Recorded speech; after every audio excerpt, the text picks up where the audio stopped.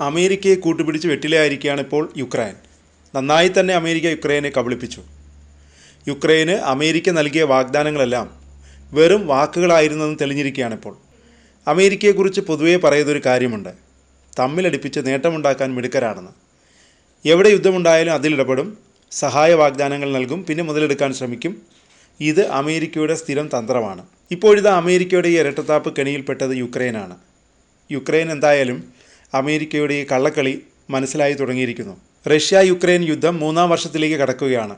യുദ്ധത്തിൽ യുക്രൈന് വേണ്ട സഹായങ്ങളൊക്കെ വാഗ്ദാനം ചെയ്ത് ഒപ്പം നിൽക്കാമെന്ന് ഉറപ്പ് നൽകിയ രാജ്യമാണ് അമേരിക്ക. എന്നാൽ അമേരിക്ക വാഗ്ദാനം ചെയ്ത സഹായങ്ങളിൽ പകുതിയും ലഭിച്ചിട്ടില്ലെന്നാണ് യുക്രൈൻ പ്രസിഡന്റ് സെലൻസ്കി പറയുന്നത്. അമേരിക്കൻ കോർപ്പറേറ്റുകളുടെ അഴിമതിയാണ് ഇതിന് പിന്നിലെന്നാണ് സെലൻസ്കിയുടെ ആരോപണം. $177 ബില്യൺ റഷ്യയുമായുള്ള സംഘർഷം രൂക്ഷമായതിനു ശേഷം അമേരിക്ക യുക്രൈന് വേണ്ടി അനുവദിച്ചത്. എന്നാൽ അതിലെ എല്ലാ ഫണ്ടുകളും സഹായ പാക്കേജുകളും വിതരണം ചെയ്തിട്ടില്ലെന്നാണ് അദ്ദേഹം കഴിഞ്ഞ മാസം പരാതിപ്പെട്ടത്.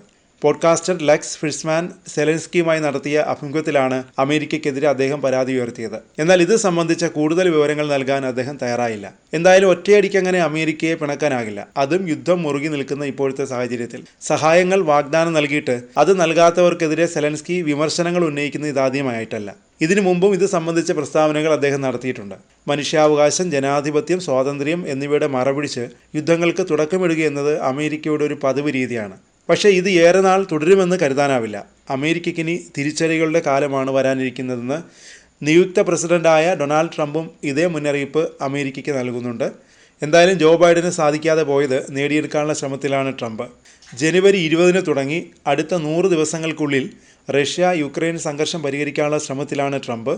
റഷ്യൻ പ്രസിഡന്റ് പുടിനും യുക്രൈൻ പ്രസിഡന്റ് സെലൻസ്കിയും തമ്മിൽ ചർച്ച സാധ്യമാക്കാനാണ് ട്രംപ് ശ്രമിക്കുന്നതെന്നാണ് വിവരം. പുടിനുമായി ചർച്ച നടത്താൻ തയ്യാറാകാതിരുന്ന ബൈഡനെ രൂക്ഷമായി വിമർശിക്കുകയും ചെയ്തു ട്രംപിന്റെ ദൂതൻ കീത്ത് കെലോങ്. എതിരാളികളോടും സഖ്യകക്ഷികളോടും ഒരുപോലെ സംസാരിക്കാനാണ് ട്രംപ് ശ്രമിക്കുന്നതെന്നും പുടിനുമായി യാതൊരു സംഭാഷണങ്ങൾക്കും തയ്യാറാകാത്ത ബൈഡൻ വലിയ തെറ്റാണ് ചെയ്തതെന്നും അദ്ദേഹം പറഞ്ഞു.